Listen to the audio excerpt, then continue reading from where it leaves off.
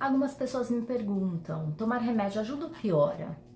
Bom, primeiramente eu gostaria de te falar que eu não sou especialista dessa área, que o profissional mais qualificado para responder essa pergunta para você é um psiquiatra. Mas eu vou falar nesse vídeo sobre alguns mitos e verdades dessa questão. Primeiro, a maior parte dos casos, no geral, tem a ver com uma ansiedade que está mais ligada à mente. Então, o remédio, nesse sentido, ele vai apenas dar uma contida nos sintomas, nas crises. Então, ele vai dar uma melhorada, em alguns casos, ele consegue até tirar esses sintomas. Mas assim que você parar de tomar ou passar o seu efeito, vai voltar tudo de novo. E às vezes até pior.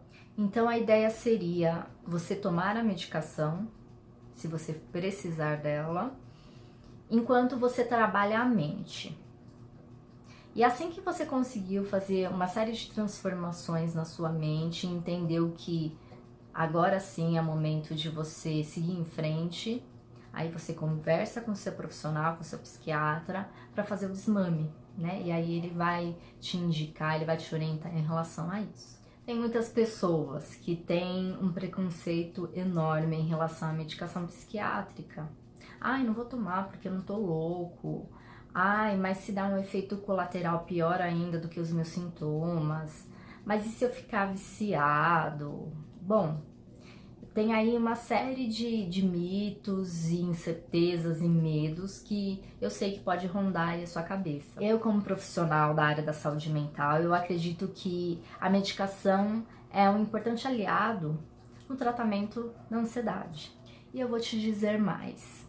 Tem alguns casos que a medicação ela é imprescindível, ela precisa ser usada. E quais são esses casos? É justamente aqueles casos onde a pessoa ela não consegue trabalhar a mente dela. Então assim, ela tá num tratamento, seja aqui nesses vídeos, né, nesse processo que a gente tá tendo, ou um tratamento psicoterapêutico ou qualquer outro, e ela não tá conseguindo evoluir, porque ela tem muitos sintomas, ela tá sentindo na pele as dores, todos os sintomas que a ansiedade está trazendo para ela. E isso tá impedindo ela de pensar, de agir de forma diferente. Então, nesses casos, é muito importante a ajuda da medicação. Então, pare de ser preconceituoso, porque o tratamento ele não precisa ser tão pesado assim, não precisa doer tanto.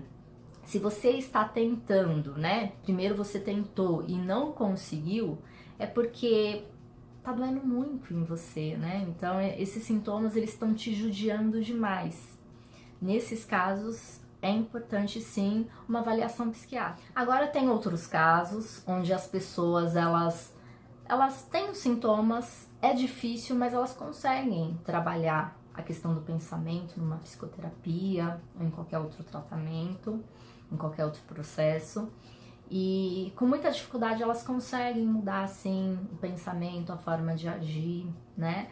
Então, nesses casos ela não precisa optar pela medicação. E como funciona esse processo, né? Esse tratamento medicamentoso? Bom, primeiro você precisa ir num profissional que é mais qualificado para isso, que é o psiquiatra, tá? Em alguns casos também pode ser um neuro, mas é importante você ficar entre esses dois, principalmente com o psiquiatra, porque essa é a especialidade dele.